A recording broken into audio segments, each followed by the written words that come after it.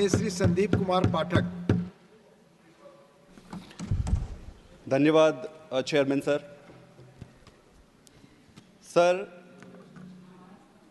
भारत के जो solar mission है और ओवरऑल रिन्यूएबल एनर्जी के जो मिशन है, प्रोग्राम इम्प्लीमेंटेशन है, इसमें जो विज़न है उसको देखकर मुझे और मेरे जैसे अनगिनत लोगों को जो इस पर बहुत विश्वास करते हैं, बहुत दुख होता है और बहुत डिमोटिवेटिंग सा फील आता है। मैं इसका कारण आपको बताता हूँ। ऑनरेबल चेयर सर, हमारे देश के पास रिन्यूएबल एनर्जी के सेक्टर में इतनी संभावनाएं हैं, संभवतः इस पूरे विश्व में किसी भी और देश के पास वो संभावनाएं ना हो। अगर मैं सोलर अकेले की बात करूं तो हमारे देश में 300 ऐसे दिन हैं जो सनी है, सूरज की किरण वहां पर पड़ती है। जिस देश में 300 सनी डेज यू हैव, आप अपने सारी एनर्जी की जो आवश्यकताएं हैं वो सिर्फ सोलर से पूरा कर सकते हैं। फिर कहाँ गड़बड़ी हो रही है, कहाँ दिक्कत हो रही है, ये समझने की बात है। ऑनरेबल चेयर सर, हमारे देश की बात शुरू करने से पहले एक बारी मैं चाइना को बीच में लाना चाहता हूं, क्योंकि चाइना आज वो देश है जिसने जीरो से हीरो तक का सफ़र लगभग 10 से 15 सालों में सफ़र किया है। ऑनरेबल चेयर सर, आप देखिए कि चाइना का मोटिवेशन क्या है सोलर मिशन या रिन्यूएबल एनर्जी में। चाइना का मोटिवेशन है ग्रोथ, चाइना का मोटिवेशन है जॉब क्रिएशन। इंडिया का क्या मोटिवेशन है? इंडिया का मोटिवेशन है कि CO2 के जो एमिशन है उसको कम करना। इंडिया का विज़न क्या है? इंडिया का विज़न ये है कि हमारे प्रधानमंत्री जी इंटरनेशनल प्रेशर में आके एक कमिटमेंट देके, ये विज़न में अंतर जो है ऑनरेबल चेयर सर, यही आपके ग्रोथ के ट्रेजेक्टरी को डिफाइन करता है। जब तक आपको बिलीव नहीं होगा कि सोलर एनर्जी और रिन्यूएबल एनर्जी से कुछ होना है और फ्यूचर ये है, तब तक आप कुछ बड़ा नहीं कर सकते। जब तक आपके सीने में जलन नहीं होगी कि इसको इंप्लीमेंट करना है, एनर्जी में आपको सर्व सक्षम बनना है और पूरे विश्व को लीड करना है, तब तक ये होने वाला नहीं है। ऑनरेबल चेयर सर, आप देखिए, भारत ने, हमारे देश ने 2022 तक 100 गीगावाट का टारगेट रखा था जो हम मिस कर गए। हमने 2030 तक 500 गीगावाट का टारगेट रखा है, मतलब 50% लगभग हमारी पूरी ऊर्जा की आवश्यकता रिन्यूएबल एनर्जी से आनी है।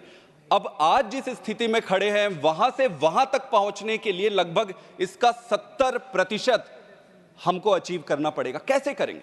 कहां से होगा? क्या हमारी पॉलिसीज सही है? क्या हमारे पास उतनी फाइनेंशियल स्टेबिलिटी है? क्या हमारे पास विजन है? क्या स्टेट गवर्नमेंट्स के साथ आपके कोऑपरेशंस हैं? ओवरऑल आप कैसे एग्जीक्यूट कर रहे हो? आप अपने सारे प्रोग्राम्स को उठाकर देख लीजिए। मैं पूरी संजीदगी के साथ कहना चाहता हूं, एक एक प्रोग्राम्स जो आपने पहले शुरू किया है, नाम याद नहीं रहता क्योंकि हर दिन स्लोगन चेंज हो जाता है, इसलिए मैं सिर्फ, आप सारे प्रोग्राम्स उठाकर देख लीजिए, सारे प्रोग्राम्स फेल हो रहे हैं। ऑनरेबल चेयर सर, सबसे पहले मैं पॉलिसी को लूंगा। पॉलिसी में अगर देखेंगे 3 महत्वपूर्ण चीजें निकल कर आती, बहुत गंभीर विषय है, ध्यान दीजिएगा। Lack of clarity in vision, delayed entry and inconsistent policies. Lack of clarity in vision, जैसा मैंने पहले बताया कि अगर आपका विजन सिर्फ CO2 इमिशन कम करना है, तब तो हम कभी नहीं कर सकते, वो जस्ट टाइम पास होते रहेगा, चलते रहेगा। अगर तो आपका विजन है कि पूरी दुनिया को लीड करना है, अगर तो आपका विजन है कि हम फॉसिल फ्यूल से डिपेंडेंसी खत्म करना है, तब आप जाकर कुछ कर सकते हो। हमें यही नहीं पता है कि हमको फोकस किस पे करना है। क्या आप मैन्युफैक्चरिंग पे फोकस करना चाहते हो या आप इंस्टॉलेशन पे फोकस करना चाहते हो? आपको अगर फोकस पता होगा तब वहां आप सब्सिडी डालोगे। क्या आपको सब्सिडी मैन्युफैक्चरिंग में डालना है, क्या आपको सब्सिडी इंस्टॉलेशन पे डालना है? आपको पता ही नहीं है। आपके इनकंसिस्टेंट पॉलिसीज कॉस्ट कर रहे हैं पूरे सेक्टर को। पिछले एक थोड़े समय पहले आपने इंपोर्ट ड्यूटी बढ़ा दी, आपको लगा कि इंपोर्ट ड्यूटी बढ़ाएंगे मैन्युफैक्चरिंग बढ़ जाएगी। आपको पता ही नहीं है कि आप मैन्युफैक्चर करने के सिचुएशन पे नहीं हो, आपने फिर वापस 1 साल बाद उसको घटा दिया। तो ऐसे पॉलिसी डिसीजन 1 साल में फ्लक्चुएट हो रहे हैं। कोई व्यक्ति अब नया प्रोजेक्ट बनाता है, नया प्रोजेक्ट को मटीरियलाइज होने में ही 2 साल लगते हैं। एक प्रोजेक्ट 2 साल में मटीरियलाइज हो रहा है, रियलाइज हो रहा है, और आप 1 साल में अपने नियम बदल दे रहे हैं। ये इंस्टेबिलिटी, इनकंसिस्टेंसी आपको कहीं लेकर नहीं जाएगी। आप एक चीज और देखिए ऑनरेबल चेयर सर, एक उदाहरण देता हूं मैं, मेरे पास समय कम है, आपसे चाहूंगा कि थोड़ा और मुझे एक्स्ट्रा दे दीजिएगा। यूरोप और अमेरिका में देखिए, यूरोप और अमेरिका ने अपना सारा पैसा इंस्टॉलेशन पे लगाया। उन्होंने सब्सिडी पे सब्सिडी, सब्सिडी पे सब्सिडी यूरोप में दिया। चाइना ने क्या किया? चाइना ने अपना सारा पैसा मैन्युफैक्चरिंग में लगाया। ऑनरेबल सर, चाइना ने मैन्युफैक्चरिंग में लगाया, यूरोप और अमेरिका ने इंस्टॉलेशन पे लगाया। चाइना का सारा माल यूएस में लगता गया, यूरोप के और अमेरिका के सारे इंडस्ट्रीज कंपनीज बैंकरप्ट हो गए और चाइना ने अपने ग्रोथ मल्टीपल ऑर्डर कर लिए, जॉब्स क्रिएट कर लिए। तो इस तरीके से आपका विजन बहुत क्लियर होना चाहिए। जैसे इंडिया की बात मैं करूं, छोटी सी चीज है कि इंडिया में आपको किस पे सब्सिडी देना है। क्या आपको मालूम है कि किस पे सब्सिडी देना है? क्या आपको पूरे पैनल को इंपोर्ट करना है या सिर्फ सिलिकॉन? सिर्फ honourable chair sir, silicon wafer जो है वो हम नहीं बना सकते, उसमें पीछे हैं। उसके अलावा बाकी सारी चीजें हम कर सकते हैं। तो हमें करना यह चाहिए कि जो चीज हम कर सकते हैं उस पर आप इंपोर्ट ड्यूटी लगाइए, ज्यादा लगाइए, ताकि वो डिस्करेज हो, अपनी कंट्री में ग्रोथ हो। और जिसको आज हम नहीं कर सकते हैं उस पर माथा फोड़ी करने के बजाय लॉन्ग टर्म उसका विजन बनाइए मैन्युफैक्चरिंग का। इंपोर्ट ड्यूटी में जो सिलिकॉन वेफर का है उसको रिड्यूस करिए। तो आपको पता होना चाहिए कि आपका स्ट्रेंथ कहां है और कहां पर आप अपने आपके सब्सिडीज को लगाना है। अगर इनकंसिस्टेंट पॉलिसीज रहे तो ये इन्वेस्टर को डिस्करेज करते हैं, डेवलपर को डिस्करेज करते हैं, कंज्यूमर को भी डिस्करेज करते हैं। ऑनरेबल चेयर सर, फिनांसिंग एक बहुत इंपॉर्टेंट चीज है। इसमें लगभग अगर आपको अपना टारगेट अचीव करना है तो आपको 300 बिलियन यूएसडी की जरूरत पड़ेगी। हम आज कितना कर पा रहे हैं? 75 billion USD, 3 times more we need. Where will the money come from? Where will the money come from? Money will come from the public participation. What can we do for that? There are several things that the different parts of the world have already activated and they have achieved great success in it, like green deposits, green bonds. सरकार अगर bank loan देती है किसी company को, payment को वहां तक पहुंचने में इतना डिले है कि मार्केट फ्लक्चुएट हो जाता है। आपके प्रोजेक्ट्स इतने delay, project delays honourable chair sir in this country is the biggest challenge for any industry to grow. आप बैंकरप्सी एक केसेस है, बहुत सारे आपके तो इस सेक्टर में जो आते हैं क्योंकि न्यू एंट्री है, नई टेक्नोलॉजी बेस्ड है, बैंकरप्ट हो जाते हैं। आपको हैंड होल्डिंग करनी पड़ेगी। Do we have a plan? Do we have a concise comprehensive plan? We do not have plan. Honourable chair sir, आप एक एग्जांपल ले लीजिए, डिस्कॉम।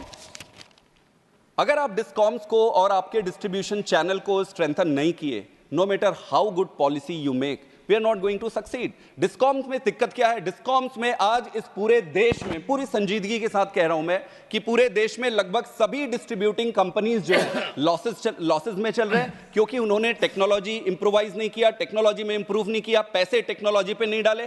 अब सरकार को उनके टेक्नोलॉजी इंप्रूव करने में भी ध्यान देना पड़ेगा, उनको वहां सब्सिडाइज करना पड़ेगा, वहां इंसेंटिवाइज करना पड़ेगा। उनके जितने ड्यूज हैं, कई डिस्कॉम कंपनीज कहते हैं कि भाई मेरी उधारी पड़ी है सरकार के पास, मेरा उधारी दोगे तब तो टेक्नोलॉजी। तो ये छोटी छोटी तो डिस्कॉम को अपने को रेगुलराइज करना पड़ेगा। स्किल्ड वर्कफोर्स योर ऑनर, आप proliferation of low quality services is going to be a bigger challenge.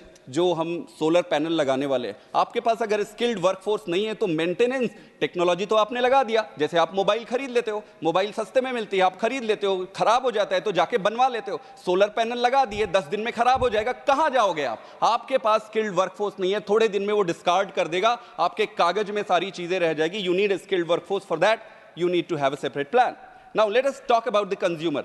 आप कहते हो कि आप 8 रुपए में, कंज्यूमर को 8 रुपए में खरीदना पड़ता है बिजली और 2.5 रुपए में आप उसको कहते हो कि आप ये बेचो। ये कैसे पॉसिबल है? ये पॉसिबल नहीं। आपको सर्वे करना पड़ेगा, कंज्यूमर से पूछना पड़ेगा कि भाई आपको क्या चाहिए, आपने क्यों डिसकंटिन्यू किया और मैं कैसे हेल्प कर सकता हूं। You should have a continuous survey mechanism so that you have a real time feedback on this. Allied industries, honourable chair sir, जब तक आप बैटरी पे पैसा नहीं लगाओगे, आज मैं कह रहा हूं 10 साल बाद आप डिबेट करोगे। आज आप सोलर पे पैसा डाल रहे हो, विंड पे पैसा डाल रहे हो, जब तक आप बैटरी पे पैसा नहीं डालोगे, बैटरी पे एडवांसमेंट नहीं लाओगे, तब तक आपका solar industry, renewable energy grow नहीं करेगा। बैटरी के लिए आपको लिथियम चाहिए, लिथियम आपको डिग आउट करना पड़ेगा, उसके लिए R&D करने पड़ेंगे, रिसर्च करने पड़ेंगे। मेरे कहने का मतलब यह है कि बहुत सारे इंडस्ट्रीज एक साथ मिलकर एक ग्रुप को आगे बढ़ाते हैं। तो क्या आपने कभी बैटरी वाला जो सेगमेंट है उसको रिन्यूएबल एनर्जी से मैच किया है? क्या डिस्कॉम के जो इश्यूज है इसको इससे मैच किया है? इस सारी चीजों को होलिस्टिक व्यू में, and summarise, I just summarise in one thing.